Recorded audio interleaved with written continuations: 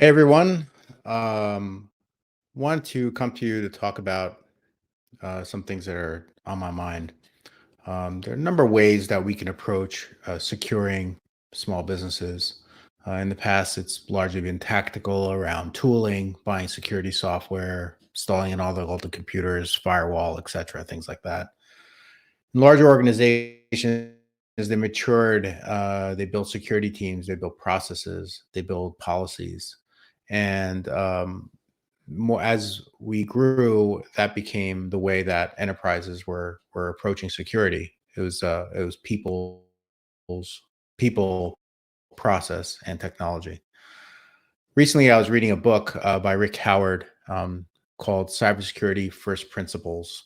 A reboot of strategy and tactics.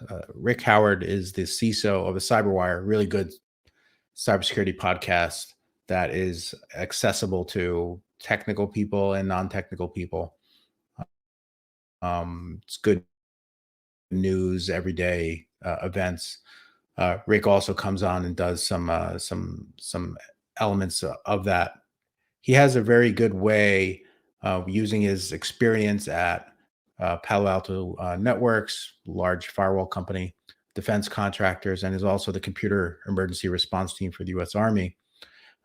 Vast bio. I'm just simplifying it, but he has a really a unique way of distilling down and making things understandable to not only technical folk but also non-technical folk. Uh, Mr. Howard's also a believer in bringing first principles to the area of cybersecurity and has been researching this for quite some time. This book that I mentioned is for primarily for cybersecurity practitioners and leaders. However, I think there are some benefits that we can gain and how to approach it for a small business. Uh, Rick believes that we talk about the idea uh, of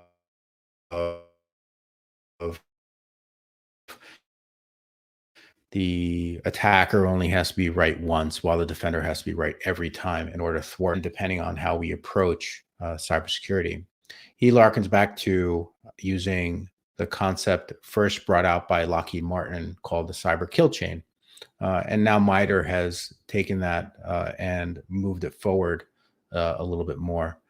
And the idea is to say that events happen, the attacks happen in pretty much a certain way.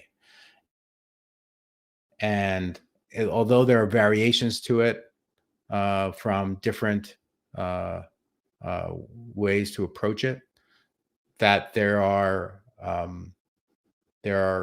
areas that we can introduce ourselves and bring in a place that we can identify an attack, potentially stop an attack. So think of the concept of, if you're my age, you remember watching Get Smart. And so when at Maxwell Smart went into the bunker, he had to go through a series of different kinds of gates, each one being a little bit different, and in order to get to a secure facility. And in the same concept, we can identify areas along the chain, along this kill chain, to where we can attack this situation and identify a potential threat. And it may not necessarily mean we stop the threat in the beginning. Nothing is 100%, as they say, but we can along the way identify where something is, either stop it through automated means, tooling, etc., or it could be that it's a process that prevents something from going further because you've done something ahead of time, or there are people involved that actually identify an attack in progress and stop it. Obviously, you want to use your cheapest assets up front. That would be tooling. Processes are also very good in terms of maybe expensive in the beginning to put in place, but once they're in place, they pay for themselves over time. And again, the most expensive asset being people. That even that with I think what is available now to small businesses through managed service providers, that you can get at a higher level, almost enterprise level security team. I would even say sometimes even better in many cases through the ability to work with a company like that. So my idea is to go through some of these uh, kill chains, attack sequences, and identify where there are gaps in coverage in most small businesses, and see if there's a way that we can uh, bring together perhaps a platform that is more cost effective, that is levels out to what a company can afford.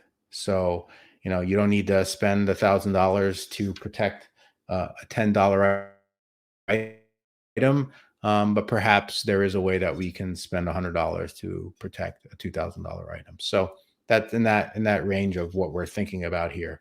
So hopefully you'll tune in as I come across these things, and we'll do that. If there's anything specific that, of course, that you're interested in discussing, um, m- by all means, join me, comment, and we'll bring those to light as well.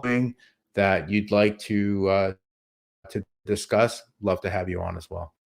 And I hope to see you soon, and be secure.